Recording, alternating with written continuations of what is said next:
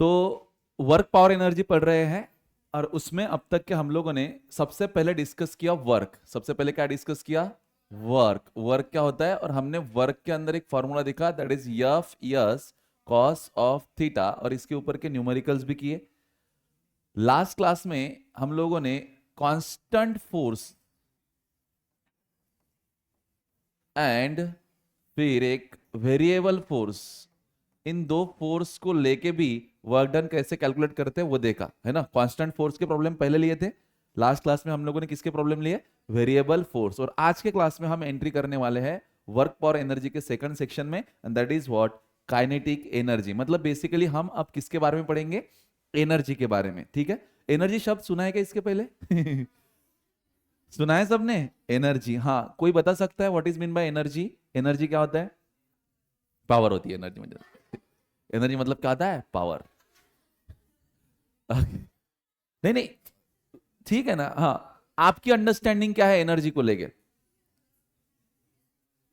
हा, जसं for example पहा, तुम्ही समजा आता सकाळी सकाळी इतकं सकाळी सकाळी झोपेतून उठून इच्छा नसताना सुद्धा, है की नाही, इथं क्लासला येता तयारी करून, एवढंसं काय 1.5-2 पोळ्या घेऊन, जेवढ्यात तुमच्या कोपऱ्यातही बसत नाहीत त्या, आणि एवढ्या दिवसभर एवढे 5-6 क्लास करता, बसनं प्रवास करणारे कितीतरी आपले विद्यार्थी आहेत, है ना. संध्याकाळी जेव्हा तुम्ही घरी जाता, किंवा असं समजा की तुम्हाला 2 दिवस झाले काही कुटकान टाकला म्हणजे काहीच नाही दिलं तुम्हाला खायला, पण 2 दिवस झाल्यानंतर तुम्हाला सांगितलं की बा हे हे काम कर, घरातलं तुमच्या मम्मीनं तुम्हाला काम सांगितलं, तुम्ही काय म्हणाल? जाय नव, सांगतोय नवऱ्याले. ओके, म्हणजे जोक सपाट. कॅमेरा आहे, माझ्या लक्ष राहत नाही कधी कधी, सॉरी सॉरी. ओके, तर आपण आपण काय म्हणतो किंवा पहिले मी जेवण करतो, कारण जेवण केल्यानंतर मी काहीतरी काम करू शकतो, कारण आता माझ्या अंगामध्ये काहीच, म्हणजे बेसिकली एनर्जीला काय म्हणू शकतो किंवा जर तुमच्यावर एनर्जी आहे तर तुमच्यात कॅपॅसिटी आहे काय करायची? काम करायची. कॅपॅसिटी आहे काहीतरी काम करायची, किंवा तुमची ॲबिलिटी असते तुमच्याजवळ काहीतरी काम करायची. हे फक्त माणसाचं नाही, जेवढ्या मशिनरीज असतात किंवा मशीन्स असतात त्या सुद्धा जेव्हा काम करतात त्यांना आपल्याला काहीतरी एनर्जी द्यावं लागते ना. पेट्रोल फ्युएलच्या फॉर्ममध्ये देतो की नाही आपण. म्हणजे बेसिकली एनर्जी काय? एनर्जी इज काम करण्याची capacity. Capacity to do work is called as what? Energy. Energy अशी ना तरच काम करता येईन, बरोबर की नहीं? हाँ, तो चलिए देखते हैं आगे what is mean by energy. तो बेसिकली एनर्जी होती है guys, it is a capacity to do work. Capacity to do work is called as energy. Capacity to do work is called as energy. काय म्हणते पा? If body has बोल नको रे. If body has energy, तर ते काय करू शकते? It can do work. तरच ते बॉडी काय करू शकते? काम करू शकते, अन्यथा करू शकणार नाही. ठीक आहे. त्यानंतर it is a scalar quantity. Energy कोणती क्वांटिटी आहे? स्केलर क्वांटिटी आहे. वर्क सुद्धा कोणती क्वांटिटी होती? Scalar quantity. एनर्जीला डायरेक्शन, एनर्जीला एक्सप्रेस करताना डायरेक्ट सांगायची गरज आहे का? नाही. मी आधी पण बोललो तुमच्यासोबत की समजा आपण जर एखाद्या पेट्रोल पंपवरती गेलो, पेट्रोल पंपवरती गेल्यानंतर आपण त्याला काय सांगतो की बा 20चं टाका, म्हणजे टाका बा 1 लिटर टाका, 50 रुपयाचं 100 रुपयाचं पेट्रोल टाका. ठीक आहे. तर तो पेट्रोल जेव्हा टाकत तो बेसिकली तुम्हाला काय देऊन राहिला? एक प्रकारचं केमिकल देऊन राहिला, ज्याच्यामध्ये एनर्जी स्टोर्ड आहे इन द फॉर्म ऑफ, म्हणजे केमिकल एनर्जी आहे ना ती. Petrol is what? Chemical energy. Correct आहे की नाही आहे? आहे. मग ती केमिकल एनर्जी घेऊन आपण कन्व्हर्ट करतो समजा मेकॅनिकल एनर्जीमध्ये, एका ठिकाणून दुसऱ्या ठिकाणी जातो. पण तुम्ही असं सांगितलं का मला 1 लिटर पेट्रोल टाक अकोल्याकडे जाणार, किंवा 1 लिटर पेट्रोल टाक मलकापूरकडे जाणार, किंवा एक काम कर अर्धा लिटर इकडे निंबा फाट्याकडे जाणार टाक आणि अर्धा लिटर इकडे जाणार, असं काही आहे का? तो एनर्जी एक्सप्रेस करताना तुम्हाला डायरेक्शन सांगायची गरज आहे का? नहीं. म्हणजे एनर्जी कोणती क्वांटिटी है तुमची? Scalar quantity. एनर्जी को जब हम मेजर करते हैं तो उसको किस में मेजर करते हैं? जूल में. बेसिकली ये सभी के सभी जो यूनिट्स है आपके पास, ये एनर्जी के ही यूनिट है. ठीक है. एनर्जी जूल मध्ये मोजतात, अर्ग मध्ये मोजतात, किलोवॅट आवर मध्ये पण मोजतात, कैलोरी एंड इलेक्ट्रॉन वोल्ट. ये जो दिख रहा है ईवी, इसको बोलते हैं इलेक्ट्रॉन वोल्ट. ये सभी के सभी यूनिट एनर्जी के ही यूनिट है और बारी बारी सिलेबस में आते जाएंगे. लेकिन इसमें ये जो जूल है ये एनर्जी का स्टैंडर्ड यूनिट है. कैसा यूनिट है? स्टैंडर्ड. तो ऐसा यूनिट ऑफ एनर्जी जूल, और बाकी फिर उसके अदर्स यूनिट है, प्रैक्टिकल यूनिट है, डिपेंडिंग अपॉन कौन से सिचुएशन के साथ आप डील कर रहे हो उसके हिसाब से आप यूनिट्स को यूज करेंगे. अर्ग, अर्ग का अगर देखें तो वी ऑल नो दैट कि 1 जूल जो होता है वो 10⁻⁷ अर्ग होता है। दैट मीन्स अगर 1 अर्ग की हम बात करेंगे तो कितना होगा, 10⁻⁻7 जूल। ये इधर लिखा हुआ है दैट 1 अर्ग कितना होता है, 10⁻⁷ जूल। उसके साथ साथ में हमारे पास किलोवाट आवर है। क्या है, किलोवाट आवर। आपने क्लास 10th में एक चैप्टर पढ़ा था इफेक्ट ऑफ इलेक्ट्रिक करंट, उसमें आया था किलोवाट आवर। 1 किलोवाट आवर को 1 युनिट कहते हैं इलेक्ट्रिसिटी का। आपण म्हणत नाही का की अरे या महिन्यात तर आमच्या लयच युनिट जळले वा, नाही असे रिलेशन मधले अलग, हे इलेक्ट्रिसिटीचे, ठीक आहे। तर इलेक्ट्रिसिटीचे किती वेळेला आपण म्हणतो 100 युनिट जळले, 50 युनिट जळले, 10 युनिट जळले। तर युनिट जळले म्हणजे काय, तुम्ही तेवढी एनर्जी वापरली, दॅट इज व्हॉट, तेवढी किलोवॅट आवर। किलोवॅट आवरला जर विचार केला, ठीक आहे, तर किलो रिप्रेझेंट 1000 है ना, वॅट आवर। तर आवरला जर तुम्ही सेकंड मध्ये कन्वर्ट करत झालं तर मिनिट किती होतात आवरचे, 60। तर ते होतात 1000 इंटू 3600, हे काय होईल, वॅट सेकंद। आणि वॅट सेकंद म्हणजे काय, जूल। तर बेसिकली 3.6, हे 3 आणि हे 3 इंटू 10⁻⁶ जूल इतकी एनर्जी असते 1 किलोवॅट आवर। काय मी समजलं का, मी काय बोललो होतो, समजलं का? तो 1 युनिट एनर्जी म्हणजे एवढी एवढी किलोवॅट आवर एनर्जी, एवढी एवढी जूल एनर्जी असते। मतलब कि किलोवॅट आवर ये काफी बड़ा यूनिट है एनर्जी का। देन कैलोरी है, 1 कैलोरी इज इक्वल टू, इधर दिया है क्या, यस 4.2 जूल होती है। जर मी तुम्हाला म्हटलं माझ्याकडे एनर्जी आहे समजा 20 कैलोरी, तो हाउ मच जूल, तो तू क्या करना, 20 इंटू 4.2 मल्टीप्लाई कर देंगे तो तुझे क्या मिल जाएगा, जूल में मिल जाएगा। तो बेसिकली ये यूनिट्स है जो आप यूज करते हो। अगर 1 इलेक्ट्रॉन वोल्ट एनर्जी मतलब कितना जूल एनर्जी, तो E is the charge on the electron, और ये होता है 1.6 इंटू 10⁻⁻19 कूलम। तो आप ई की वैल्यू पुट कर दो 1.6 इंटू 10⁻⁻19 और जूल लिख दो। तो अगर मैंने कहा मेरे पास 5 ईवी एनर्जी है, तो 5 इंटू 1.6 इंटू 10⁻⁻19 जूल इतकी एनर्जी माझ्याकडे असणार। तर हे युनिट्स आहेत जे सिलेबस मध्ये तुम्ही हळूहळू पुढे वापर। तर हे इथपर्यंत समजलं, एनर्जी कॅपॅसिटी टू वर्क असते, एनर्जी स्केलर क्वांटिटी आहे, एनर्जी असेल तरच तुम्ही काम करू शकता, आणि एनर्जी या वेगवेगळ्या युनिट्स मध्ये मोजल्या जाते। त्यांचे कन्वर्जन सुद्धा मी तुम्हाला इथं सांगितले आहेत, काही अडचण नाही। चलिए आगे बढ़ते हैं। अब एनर्जी की बात हो गई, तो एनर्जी बेसिकली हमारे पास जो होती है वो होती है मेनली 2 टाइप्स की, ठीक है। एनर्जी कितनी टाइप्स की होती है हमारे पास, 2 टाइप्स की, that is what types of energy. तो टाइप्स ऑफ एनर्जी में जो आती है तो सबसे पहले आता है हमारे पास first type of energy, and that is called as mechanical energy. कौन सी, मैकेनिकल एनर्जी। और दूसरी नॉन मैकेनिकल एनर्जी, दूसरी कौन सी, नॉन मैकेनिकल एनर्जी। तो there are 2 types of energy, mechanical और नॉन मैकेनिकल। और इस चैप्टर में हम सिर्फ फोकस करने वाले हैं मैकेनिकल एनर्जी पे। कौन से, किस पे फोकस करने वाले, मैकेनिकल एनर्जी पे, ठीक है। तो बेसिकली मैकेनिकल एनर्जी क्या होती है, तो मैकेनिकल एनर्जी की अगर टाइप्स देखें तो मैकेनिकल एनर्जी का पहला टाइप है, end that is what, kinetic energy. Mechanical energy का टाइप क्या है, काइनेटिक एनर्जी। और दूसरी हाँ भाई, पोटेंशियल एनर्जी। और ये इधर कौन सी दिख रही है आपको, काइनेटिक एनर्जी। ये दूसरी कौन सी है, kinetic energy. There are 2 types of mechanical energy, potential energy and kinetic energy. तो आप लोग के लिए नई नहीं है दोनों की दोनों टाइप्स। काइनेटिक एनर्जी बेसिकली कोई ऑब्जेक्ट, कोई बॉडी पजेस करती है अपने मोशन के वजह से। किसके वजह से, अपने मोशन की वजह से। देखो आपको यहाँ पे क्या दिख रहा है पिक्चर में, पिक्चर में देख के आपको कि जो पेड़ है वो पीछे जा रहे हैं। इसका मतलब आप कहाँ पे हो, आप गाड़ी में बैठे हो, तो गाड़ी के पास कौन सी एनर्जी होगी, काइनेटिक एनर्जी, बिकॉज दैट गाड़ी has mass and has velocity, and we all know that kinetic energy is this one, half of mv²। जब भी किसी ऑब्जेक्ट के पास मास होगा, वेलोसिटी होगी, तो उसकी काइनेटिक एनर्जी हम हाफ ऑफ mv² इस फॉर्मूला से कैलकुलेट करते हैं। तो मोशन के वजह से जिस ऑब्जेक्ट के पास एनर्जी हो, जो ऑब्जेक्ट के पास एनर्जी होती है उसको क्या बोलते हैं, काइनेटिक एनर्जी। और किसी ऑब्जेक्ट के पोजीशन या फिर स्टेट के वजह से उसके पास जो एनर्जी होती है उसको बोलते हैं उसकी पोटेंशियल एनर्जी। पोजीशन मतलब जैसे ये पेन अभी यहाँ पे, ठीक है, तो ये इसकी पोजीशन है, ग्राउंड से इतने हाइट पे। अब मैंने इसकी पोजीशन बदला, यहाँ पे लगेगा तो पोजीशन बदली ना, तो इसकी क्या बदली होगी, potential energy. Because gravitational potential energy का, वैसे तो पोटेंशियल एनर्जी के बहुत सारे फॉर्मूलेज हैं, लेकिन ग्रेविटेशनल पोटेंशियल एनर्जी की बात करूं जो तुम जानते हो तो वो mgh होती है। तो देखो मैंने h बढ़ाया तो ग्रेविटेशनल पोटेंशियल एनर्जी ऑब्जेक्ट की क्या हो गई, बढ़ गई। लेकिन स्प्रिंग पोटेंशियल एनर्जी का फॉर्मूला होता है half of k x square, spring potential का, कि अगर तुम स्प्रिंग को एक्स डिस्टेंस से दबाओगे तो उसके पास जो पोटेंशियल एनर्जी होती है वो होती है half of k x square, वो हम पढ़ेंगे आगे, ठीक है। तो बेसिकली स्प्रिंग की स्टेट, नेचुरल स्टेट ये है, this is the natural state of spring, ठीक है। फिर तुमने उसको क्या किया, दबाया, कॉम्प्रेस किया, तो इसकी स्टेट बदल गई ना।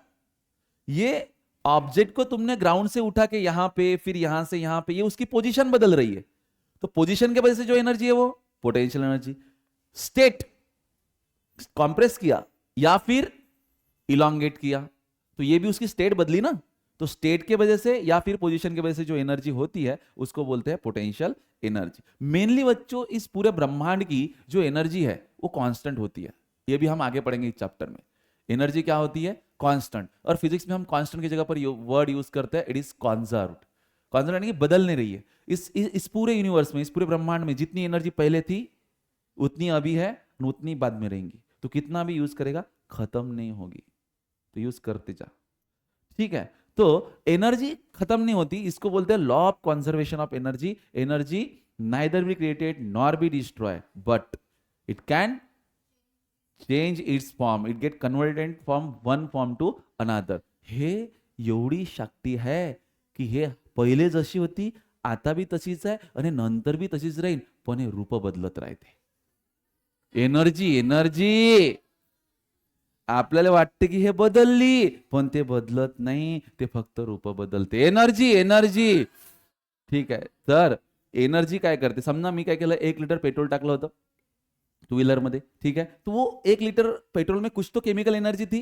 अब मैंने वो पेट्रोल, अब भाई पेट्रोल जलाया मैंने और मैं अकोला चला गया। अब अकोला जाके मैंने देखा तो वो जो गाड़ी का टंकी है उसमें तो पेट्रोल है नहीं, अब खत्म हो गया पूरा, पूरा खत्म हो गया, ठीक है। तो 1 लीटर पेट्रोल में जितना केमिकल एनर्जी था वो तो खत्म हो गया ना, तो एनर्जी क्या हो गई, डिस्ट्रॉय। तो यहां पे तो लॉ अपना मतलब कि क्या बोलते, वायलेट हो रहा है यहाँ पे लॉ तो फॉलो नहीं होगा, लेकिन वो डिस्ट्रॉय नहीं हुई है, वो बस कन्वर्ट हुई है किसमें, केमिकल फॉर्म से मैकेनिकल में। अरे वो गाड़ी मोशन में है ना उसकी वजह से, और मोशन में होना कौन सी एनर्जी है, मैकेनिकल एनर्जी है, तो केमिकल एनर्जी मैकेनिकल एनर्जी चली गई।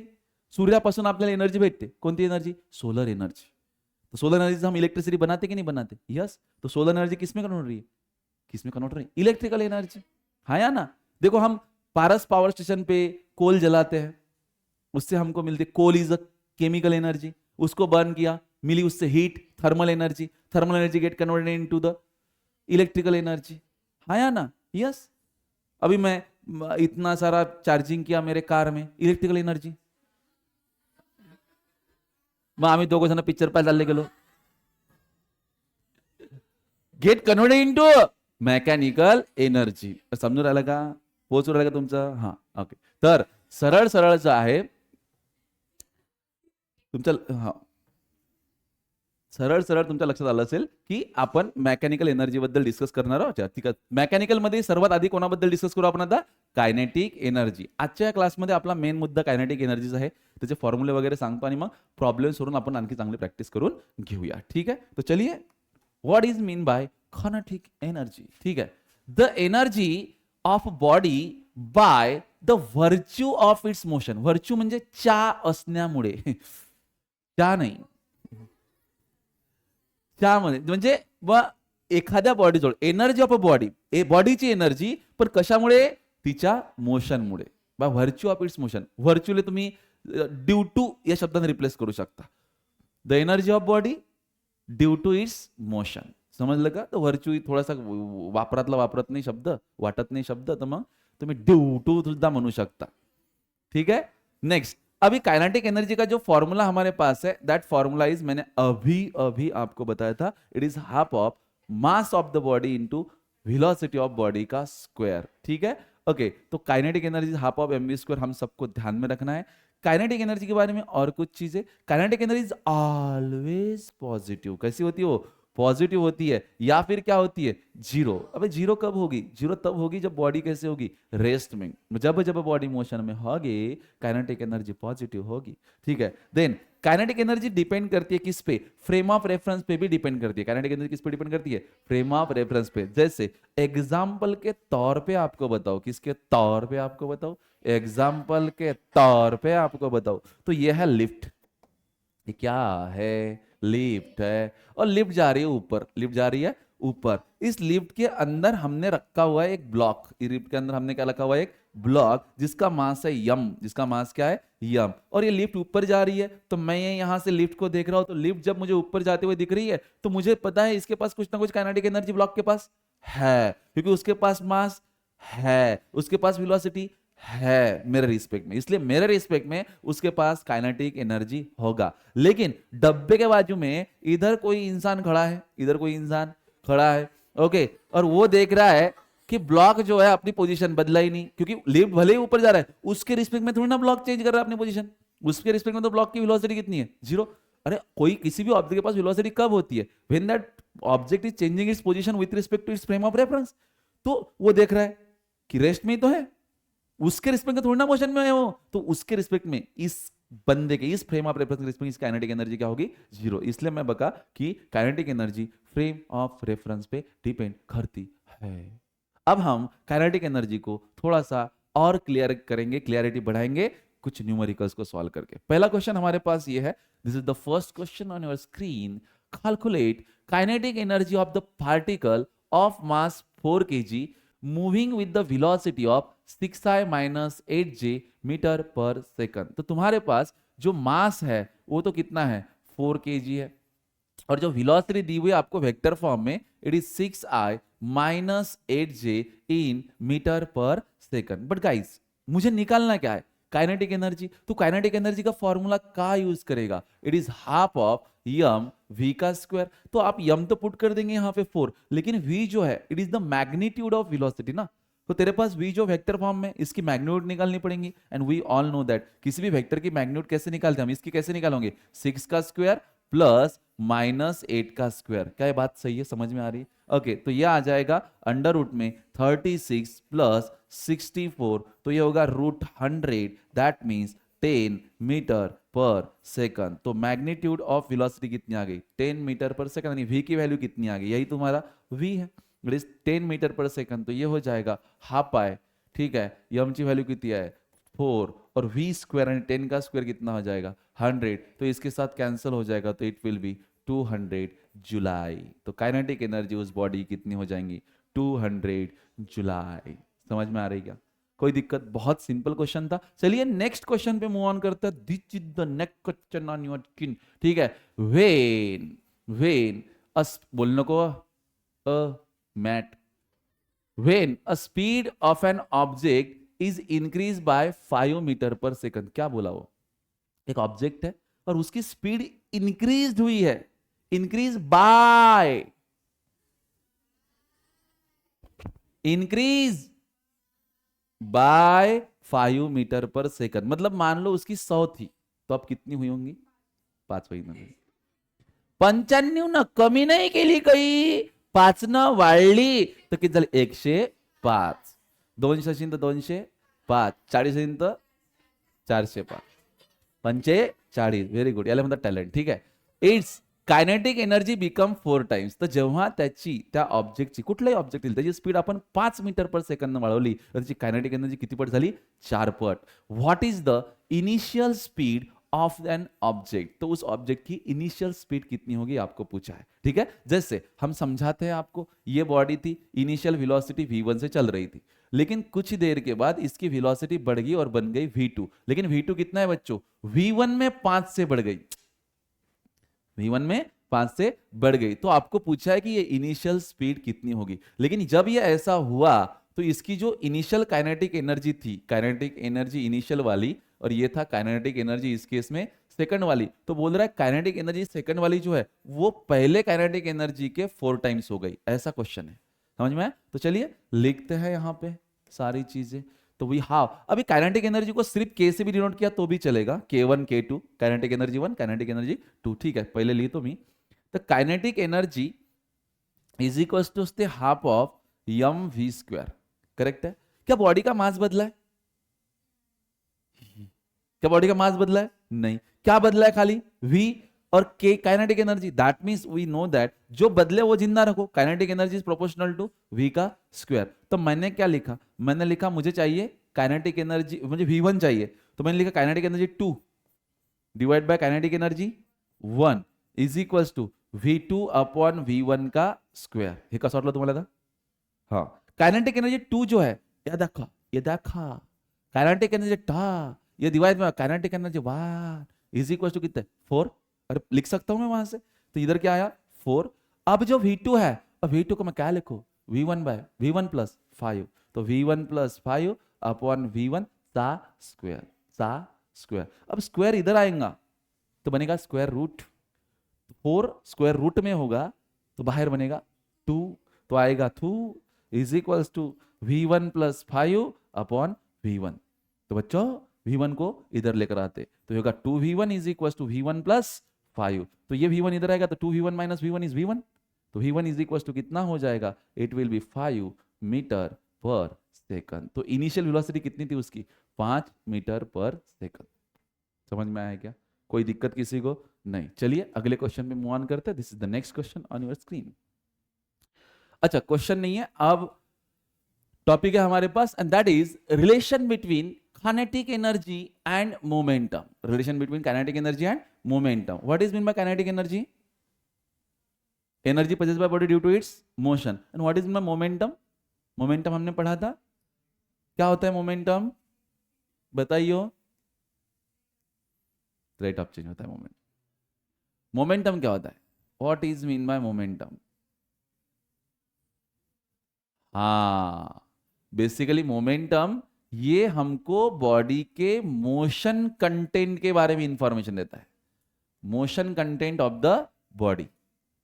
समझ रहे हैं ना? तो बेसिकली मोमेंटम होता है product of mass and velocity. तो जब बॉडी के मास को हम उसके वेलोसिटी से मल्टीप्लाई करेंगे तो हमको क्या मिल जाएगा?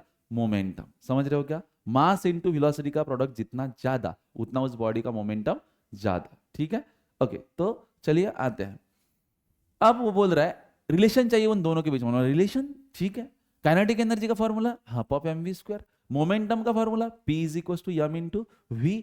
तो फिर मैं क्या करता हूं, यहां पे थोड़ा सा जुगाड़ करता हूं, यहां पे मल्टीप्लाई किया मैंने m से और डिवाइड भी किया m से, तो चल जाता है ऐसा किया तो, है ना? m से multiply end divide KIA.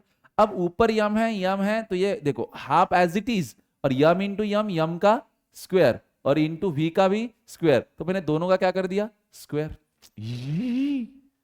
m into m था, v चा ऑलरेडी, तो दोघेचा भी नहीं समझ ला। डिवाइड में क्या आएगा? यम। बट मेरे को पता है यम इंटू वी को मैं क्या लिख सकता हूं? पी। तो मैंने क्या कर दिया? ये के that is kinetic energy is equal to half of मतलब 1/2, और यम वी की जगह पर क्या लिख दिया? पी। तो पी स्क्वायर अपॉन 2m। तो मुझे काइनेटिक एनर्जी का फॉर्मूला मिला मोमेंटम के फॉर्म में, that is P square upon 2m। क्या ठीक है? चलिए इसको भी हम लिख सकते हैं, कैसे? ऐसे लिख सकते हैं, कैसे? ऐसे that is P square is equals to 2m। ऐसे P square is equal to 2m K is kinetic energy. तो फिर p कितना बन जाएगा? Under root of 2m K. p stands for momentum, m stand for mass, k stand for kinetic energy. तो फिर यहां से हमारे पास एक और चीज है कि अगर बॉडी का मास नहीं बदल रहा है, बॉडी का मास नहीं बदल रहा है, तो काइनेटिक एनर्जी प्रोपोर्शनल किससे होगी? पी स्क्वायर से। काइनेटिक एनर्जी प्रोपोर्शनल किससे होगी? पी स्क्वायर से। ये रिलेशन ध्यान में रखना। फिर ना इसके काइनेटिक एनर्जी और मोमेंटम को लेके जिस तरीके के क्वेश्चन हमें आते हैं, तो मोस्ट प्रोबेबली परसेंटेज के फॉर्म में क्वेश्चन आते हैं कि मोमेंटम इतने इतने परसेंट से चेंज हुआ तो काइनेटिक एनर्जी कितने परसेंट से चेंज होगी, या फिर काइनेटिक एनर्जी इतने परसेंट से चेंज हुई तो मोमेंटम कितने परसेंट से चेंज होगा। तो जब जब ये परसेंटेज का चेंज 5% से ज्यादा होगा, कितने से? 5% से ज्यादा, तो आप रिलेशन यूज करना इसके ऊपर से k1 upon k2 is equal to p1 square upon p2 square. Direct कधी पण जेव्हा पर्सेंटेजचा चेंज किती असेल? 5% जास्त। पण जर हा पर्सेंटेजचा चेंज 5% कमी असेल, if the small change in percentage असेल तुमचा लेस दॅन 5 असेल समजा, तर तुम्ही काय कराल? समजा हे होतं तुमचं k proportional to p square, बरोबर आहे. तर तुम्ही काय करू शकता, याचा change that is change in kinetic energy upon original kinetic energy is equals to, ये जो डोके पे दिख रहा है आपको ये सामने उतार दो. ये ऐसा एरर में करते थे हम, एरर में आठवते का. तो हा टू समोर change in P upon original P. ठीक है. और परसेंटेज में चाहिए तो इनको मल्टीप्लाइड बाय 100 करते हैं. तो ये ऐसे हो जाएगा. झोपू नका, झोपू नका, झोपू नका, जागीरा जागते रहो. ठीक है. तो ये ऐसे लिख सकता है इसको. क्या बात समझ में आ गई? ठीक है. तो अगर ये बात समझ में आई होंगी तो इस चीज को जो मैंने इस स्लाइड पे आपको समझाई, इसको हम कुछ क्वेश्चन से और अच्छे तरीके से, बेहतर तरीके से समझने की कोशिश करते हैं. चलिए, ये पहला क्वेश्चन काय म्हणते पाय बाई व बाई. हाँ,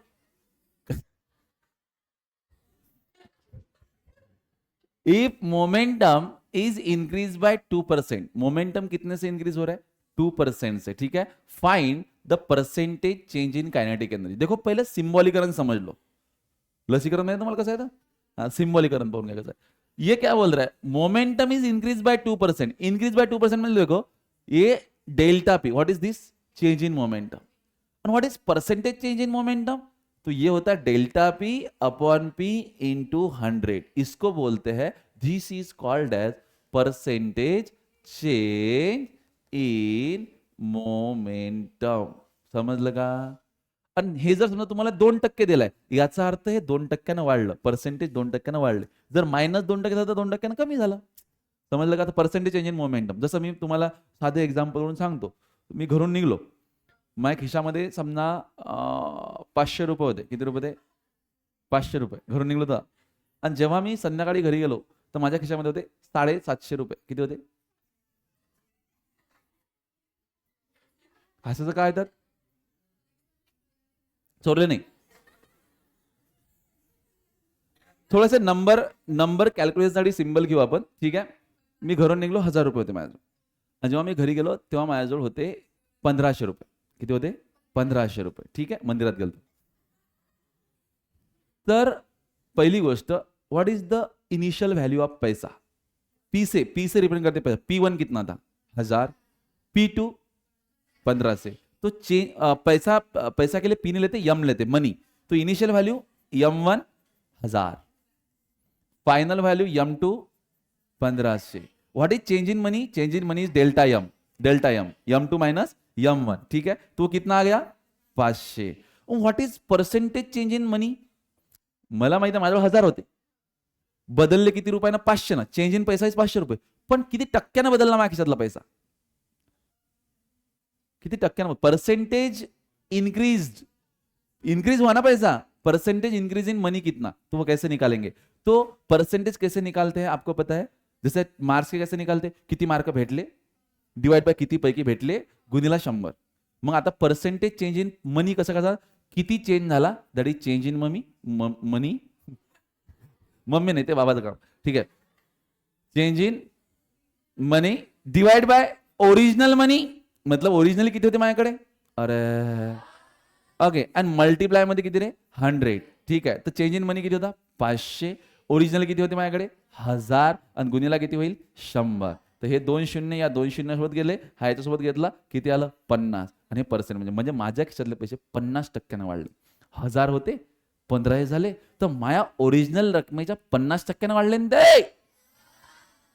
पण एक गडी मायापेक्षा बी खुंकार होता, त्यांना मी घरून 1000च आणले, पण घरी वापस जाताना 2000 नेले. तो मेन गेटवरच बसला होता. गुरुवारी.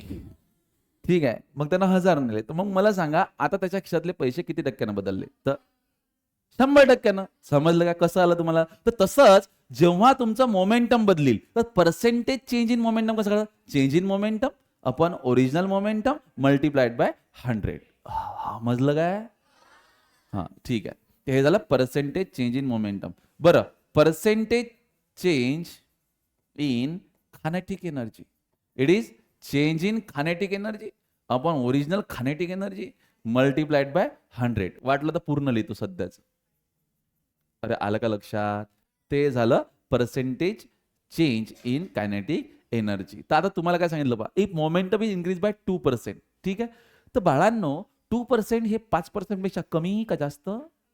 कमी. आणि जेव्हा 5% पेक्षा कमी असते तर तुम्हाला काय सांगितलं मी तुम्हाला की ते डोक्यावरचं खाली आणायचं. म्हणजे रिलेशन असं होतं ना, kinetic energy is proportional to P square. तर तुम्ही असं लिहू शकता, change in kinetic energy upon original kinetic energy आहे ना, इट इज इक्वल्स टू हा डोक्यावरचा समोर change in momentum upon original momentum. Percentage मध्ये लागलं तर change in kinetic energy upon kinetic energy original वाली आहे, हे ओरिजिनल वाली हा, आणि इंटू काय रे 100. बरं बाबा, इंटू काय 100 is equal 2 into change in momentum upon original momentum into काय 100. म्हणजे दोन्ही इकडून 100 ने मल्टिप्लाय केलं. आता मला सांगा तुम्हाला काय दिलंय, मोमेंटम इज इन्क्रीज बाय 2%. म्हणजे increase in momentum, change in momentum आहे ना, इन्क्रीज असो का डिक्रीज असो तो चेंज आहे ना. बरं, इन्क्रीज आहे म्हणून पॉझिटिव्ह पुट करताल तुम्ही. त्यांना जर म्हटलं तर डिक्रीज इन मोमेंटम, तुम्ही ना -2% घेतलं असतं. इथं चाललो रे मी घरी जा. समजलं का? तर इथं काय येईल 2 आणि इंटू काय होईल 2%. म्हणजे हा किती आला 4%. तो percentage increase in kinetic energy किती झाला 4%. आई होप कि आपको ये बात समझ में आ गई. ठीक है, चलिए अगले क्वेश्चन पे मूव ऑन करता. This is the next question on your screen. If kinetic energy is increase by 3%. आता कायनेटिक एनर्जी किती वाढली 3%. Find the percentage change in momentum. तो 3% इज ग्रेटर देन 5% की लेस देन 5%? लेस देन 5%. तो we know that kinetic energy is proportional to P चा square. तो change in kinetic energy upon original kinetic energy is equal to 2 times of change in momentum upon original momentum. लेकिन मैं percentage के form में चाहता हूं, तो मैं चाहता हूं कि परसेंटेज के फॉर्म में हो, तो मल्टीप्लाई में 100 लेना पड़ेगा. ठीक है, तो ये आ गया 100. तुम्हें क्या दिया हुआ है, कायनेटिक एनर्जी इंक्रीज बाय 3, तो percentage increase in kinetic energy किती दिलाय 3%. चाललो रे मी घरी. इज इक्वल टू 2 आणि हा काय चेंज इन मोमेंटम है ना. आता हा 2 इकडे चालला येईल. जर 3च्या डिवाइड मध्ये 2 आला तर किती आला 1.5%. म्हणजे change in momentum, change in momentum, percentage change in momentum किती येईल रे 1.5%. काय मी समजलं का? समझलं. अगला क्वेश्चन आपके स्क्रीन पे ये रहा. This is the next question on your screen. Kinetic energy of a particle is increase by 300%. कितीने वाढली 300? 5 पेक्षा कमी की जास्त? जास्त. व्हेरी गुड, याला टॅलेंट म्हणतात. ठीक आहे. Find a percentage change in its momentum. आता तुम्हाला पर्सेंटेज चेंज इन मोमेंटम काढायचं आहे. तर आता तुम्ही ते डोक्यावरचं खाली नाही उतरू शकत. पदराची गोष्ट नाही सुरू, कायची गोष्ट सुरू आहे आता. ते तिथं काय केलं तुम्ही 5% पेक्षा कमी असलं तर तो डायरेक्ट 2 समोर आणत होत तुम्ही, फ्रॅक्शनच्या फॉर्म मध्ये लिहित होत त्याला. आता तुम्ही वे नो दॅट असं रिलेशन आहे ना. तर आता तुम्ही 3% हे आहे कोण वाढलं कायनेटिक एनर्जी इन्क्रीज बाय 300%. तर कायनेटिक एनर्जी सेकंड वाली divide by kinetic energy first वाली, तर ते 300% वाढली. म्हणजे किती झाली आता मग ते 400. अरे नाही समजलं, 400 डिवाइड बाय 100. नाही समजलं तुम्हाला काय म्हटलं. जर मी तुम्हाला म्हटलं की कायनेटिक एनर्जी इन्क्रीज बाय 20%, तर तुम्ही लिहिसाल 120 डिवाइड बाय 100. पहिली जे असेल ते 100 मानली ना, आपण रेफरन्स घेतला ना 100, जेवढी असेल ते 100. आणि दुसरी कितीने वाढली 20%. तर मग ते 120. Kinetic energy increase by 70%, 170/100. Kinetic energy increase by 30%, 130/100. Kinetic energy increase by 200%, 300/100. Increase by म्हणजे 100 मध्ये टाकून द्या ना ते. Kinetic energy increase by 700%, 800/100. समजलं का? बरं, kinetic energy increase to 30%. Sorry, increase to changes to 30%. तर मग 2 जेव्हा येते ना 2, तर तेच व्हॅल्यू घ्यायचे. आणि बाय जेव्हा येते तेव्हा 100 मध्ये ऍड किंवा मायनस करायचे. जसं मी आता शब्द वापरतो, kinetic energy is decrease by 30%. वर किती खाली किती 70/100. Kinetic energy decrease by 40%, 60/100. Kinetic energy increase by 20%, 120/100. Kinetic energy decrease to 30%. 2 म्हटलं की तोच घ्यायचा आणि बाय म्हटलं की 100 सोबत खेळायचा. समझ लगा? हाँ चलो, तो चलिए इस क्वेश्चन में कहा है हमको की kinetic energy of particle is increase by 300%. तर पहिले आपण 100 मानत असतो, त्यात किती झाले 400/100. Find the percentage change in momentum. तो तुम्हें निकालना है delta P upon P into 100. ये चीज आपको निकालनी है. ठीक है. अब इतने बड़े बड़े नंबर जब होते हैं तो रिलेशन को डायरेक्ट यूज करना बच्चों. काइनेटिक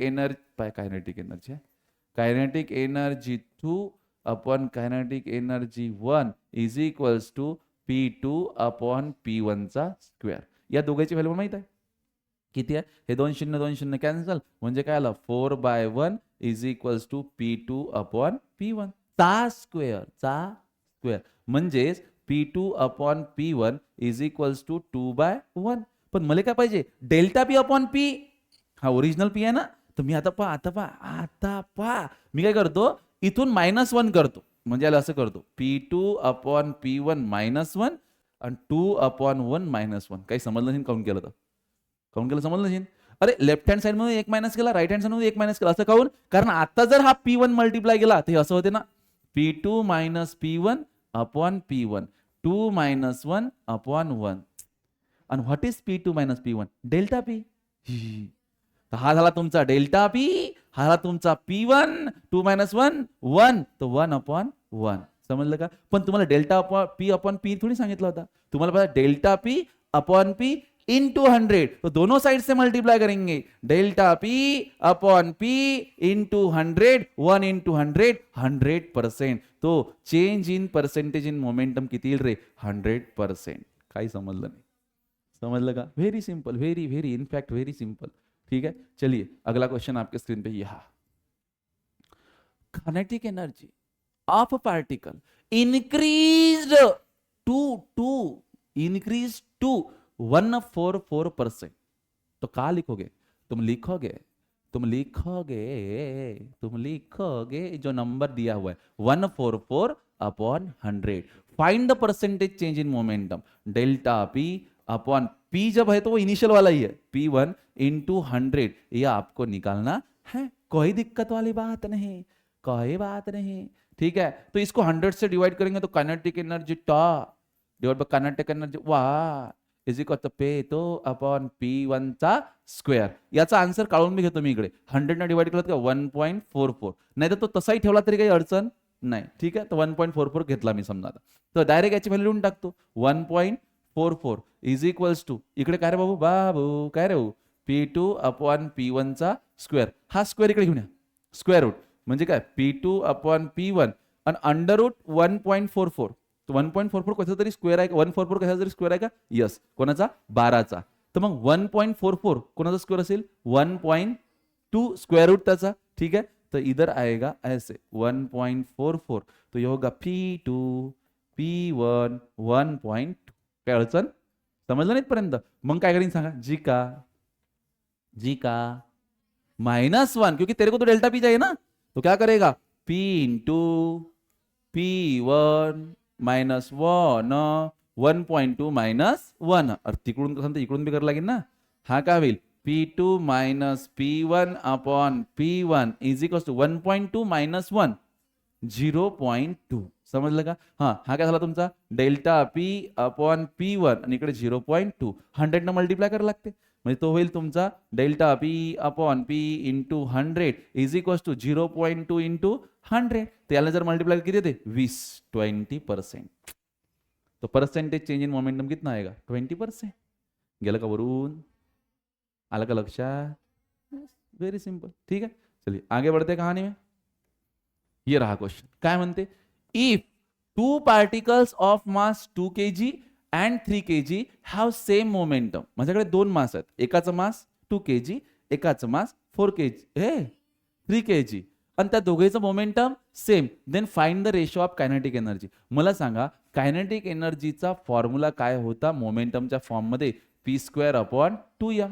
बॉडीचं मोमेंटम कसं आहे? सेम. मास अलग अलग. तर कायनेटिक एनर्जी रिलेशन मास सोबत कसं आहे? Inverse. From the given condition kinetic energy is inversely proportional to what? M. तुला पाहिजे कायनेटिक एनर्जीचा रेशो. Find the ratio of their kinetic energy. म्हणजे कायनेटिक एनर्जी पहिल्या मासची, हे पहिलं मास आहे आणि हे दुसरं मास आहे. हे m1 हे m2. तर kinetic energy 1 divide by kinetic energy 2 is equals to m2 upon m1. हे समजलं ना? कारण बाबू आपल्याला वाटते kinetic energy directly proportional to m, because we remember half of mv². तर आपण कायनेटिक एनर्जी प्रोपोर्शनल m सोबत लावतो. तसं नाही, इथं केस वेगळी आहे. इथं मोमेंटम सेम दिलेलं आहे. तर तुम्हाला फॉर्म्युला कोणता वापरावा लागेल? तो वाला ज्यात मास कायनेटिक सोबत इन्व्हर्स रिलेशन लावते. नाही समजलं मी काय बोललो?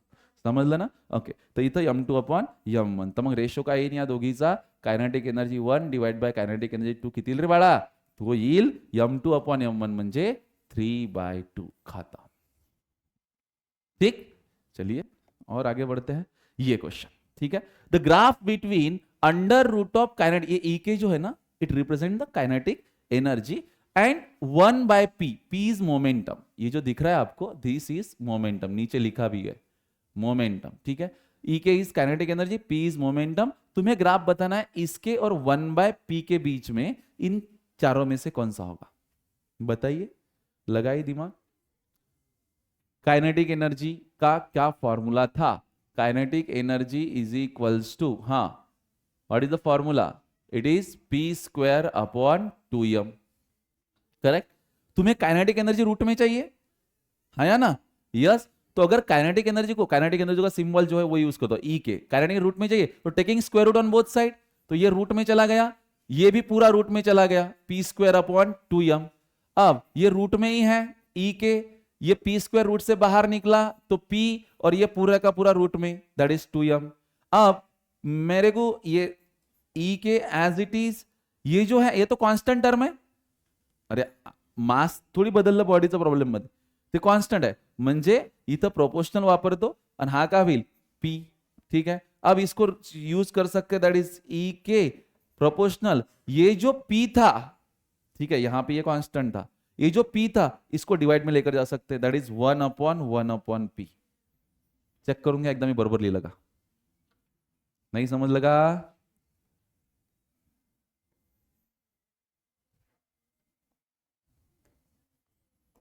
अरे बाबा, हा कॉन्स्टंट आहे ना तुमचा, मग प्रोपोर्शनल साइन आणि कॉन्स्टंट, ह्या इज इक्वल टू साइन आणि कॉन्स्टंट, याला प्रोपोर्शनल लिहितो मी. तो E of K is proportional to what? P. तर मग जेव्हा रूट ई के असेल एखाद्या ऍक्सिस वर, रूट ए के सगळ्या वाय ऍक्सिस वर काय? रूट ई के कायनेटिक एनर्जी. मग प्रोपोर्शनल जर आहे पीच्या, तर या एक्स वर पी लागेल ना मला? पी नाहीच आहे ना.